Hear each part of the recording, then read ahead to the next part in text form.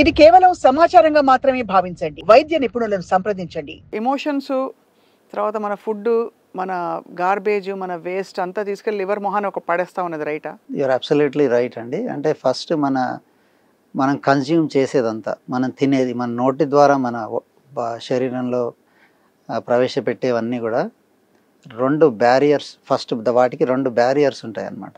మన బ్లడ్ స్ట్రీమ్లోకి వచ్చే ముందు, బాడీ అంతా స్ప్రెడ్ అయ్యే ముందు 2 బ్యారియర్స్ ఉంటాయి. First barrier is the intestine, మన పేగులు, స్టమక్, చిన్న పేగు, పెద్ద పేగు.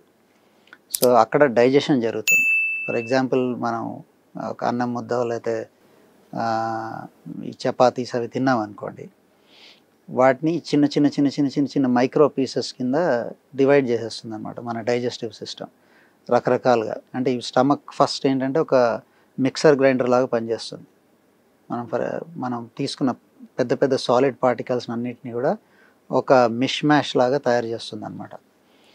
దాని తర్వాత దాన్ని ఫర్దర్గా డైజెస్ట్ చేయడానికి ఎంజైమ్స్ అవి సెక్రేట్ అవుతాయి. యాసిడ్ అంటాం, యాసిడిటీ అన్న పదం వాడుతుంటాం. సో స్టమక్లో స్ట్రాంగ్ యాసిడ్ ఉంటుంది. దీనికి 2 రీజన్స్, మన బాడీకి 2 విధాలుగా ప్రొటెక్ట్ చేస్తుంది. ఒకటి, బాడీలో జర్మ్స్ ఎంటర్ అయ్యాయి అనుకోండి, ఫస్ట్ యాసిడ్ ఆ జర్మ్స్ని చంపేస్తుంది. సెకండ్, డైజెషన్కి మన ప్రోటీన్స్ని, తర్వాత కార్బోహైడ్రేట్స్, ఫ్యాట్స్ ఇవన్నీ తింటాం. అవన్నీ కూడా లార్జ్ పాలిమర్స్, లార్జ్ మాలిక్యూల్స్ నుంచి స్మాల్ మాలిక్యూల్స్కి బ్రేక్ డౌన్ చేయడానికి కూడా ఒకటి గ్యాస్ట్రిక్ యాసిడ్, 2 ఎంజైమ్స్. ప్యాంక్రియాస్ నుంచి ఎంజైమ్స్ సెక్రెట్ అవుతాయి, చిన్న పేగు నుంచి ఎంజైమ్స్ సెక్రెట్ అవుతాయి. సో ఫస్ట్ డైజెషన్ అవుతుంది. దీంట్లో ఉపయోగపడే పదార్థాలన్నీ బ్లడ్ స్ట్రీమ్లోకి అబ్జార్బ్ చేసుకుంటుంది బాడీ. సో ఫస్ట్ అదొక బ్యారియర్ లాగా, జల్లెడలాగా అనమాట. తిన్నదంతా కూడా పేగు నుంచి బాడీలోకి ఎంటర్ అవ్వదు. అవసరం లేని పెద్ద మాలిక్యూల్స్ అన్నీ మోషన్లోకి వచ్చేస్తాయి. సెకండ్, ఇది అబ్జార్బ్ అయిన పార్టికల్స్ అన్నీ కూడా యూస్ఫుల్ పార్టికల్స్ ఉండవు అనమాట. సో ఈ కెమికల్స్ కూడా వీటికి ఒక మోతాదు ఉంటుంది. ఫర్ ఎగ్జాంపుల్ షుగరే ఉంది. షుగర్ ఒక సర్టన్ అమౌంట్ అవసరం మనకి. If you take the brain for example in the body, మనకి brains main fuel is glucose. మనం గ్లూకోజ్ బ్యాడ్ అనుకుంటాం, but if you don't have glucose, brain is the first organ that will feel it. So for everything, ప్రతి దానికి ఒక measure, ఒక మోతాదు ఉంటుంది అనమాట. ఆ మోతాదులో బాడీలోకి ఎంటర్ కావాలి. సో ఇంటెస్టైన్స్ నుంచి, స్టమక్ నుంచి, వీటి నుంచి అబ్జార్బ్ అయిన తర్వాత అది మనం తిన్న ఆహారం అయి ఉండొచ్చు, మెడిసిన్స్ అయి ఉండొచ్చు, యాంటీబయాటిక్స్ అయి ఉండొచ్చు, పెయిన్ కిల్లర్స్ అయి ఉండొచ్చు. ఇవన్నీ కూడా తర్వాత ఫుడ్ ప్రాసెస్ చేసినప్పుడు ప్రాసెస్ చేసే విధానంలో కొన్ని ప్రిజర్వేటివ్స్ అవి యాడ్ చేస్తారు. ఇవన్నీ కూడా ఎవ్రీథింగ్, ఆల్ కెమికల్స్. ఇప్పుడు మన ఫుడ్లో ఉన్న పార్టికల్స్ కూడా కార్బోహైడ్రేట్స్, ప్రోటీన్స్ అండ్ ఫ్యాట్స్, ఇవన్నీ కూడా కెమికల్సే. Vitamins, everything is a chemical. So ఈ కెమికల్స్ అన్నీ మోస్ట్లీ యూస్ఫుల్ కెమికల్స్ బ్లడ్లో అబ్జర్వ్ అయ్యి ఫస్ట్ పాస్ అంటాం అనమాట. ఫస్ట్ ఇంటెస్టైన్ నుంచి బ్లడ్ సప్లై మెయిన్ రూట్ లివర్లోకి వెళ్తుంది. So first barrier intestine, second barrier liver అనమాట. సో లివర్ని మనం లూజ్గా chemical factory of the body అని కూడా అంటుంటాం అనమాట. ఎందుకంటే ఈ అన్ని కెమికల్స్ని లివర్ ప్రాసెస్ చేస్తుంది.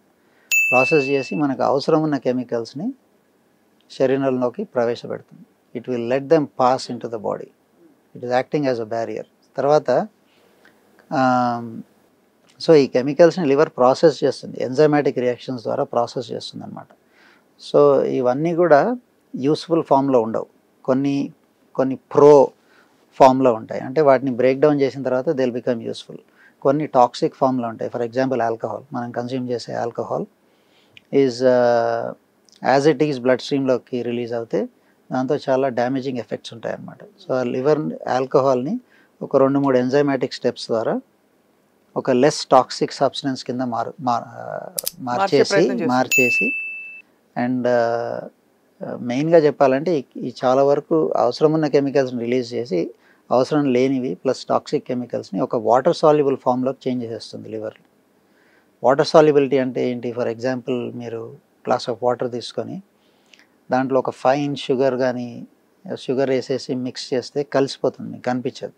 అదే దాంట్లో ఒక ఆయిల్ డ్రాప్లెట్ వేసారనుకోండి, ఆ ఆయిల్ వాటర్లో ఎప్పటికీ కలవదు.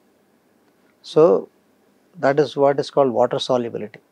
సో ఈ లివర్ మన బాడీలోకి ఎంటర్ అయ్యే బ్యాడ్ టాక్సిక్ కెమికల్స్ని ఒక వాటర్ సాల్యుబుల్ స్టేట్కి మారిస్తే అప్పుడు ఏంటంటే అది యూరిన్లో ఫ్లష్ అయిపోవచ్చు, లేదంటే బాయిల్ ద్వారా పేగులోకి వెళ్ళిపోయి బాడీ నుంచి డిస్పోజ్ చేయగలుగుతాం అన్నమాట. So how much can the liver handle? Maybe the word you used, garbage. We are putting so much strain on the liver. Processed food, alcohol, excessive eating. పేదవాడి పక్షాన నిలబడతాం, ప్రజా గొంతుకై నినదిస్తాం. వాయిస్ ఆఫ్ వాయిస్లెస్, తెలుగువారి మనస్సాక్షి, సాక్షి TV. సాక్షి TV ప్రసారాల కోసం మీ స్థానిక cable ఆపరేటర్ని వెంటనే సంప్రదించండి.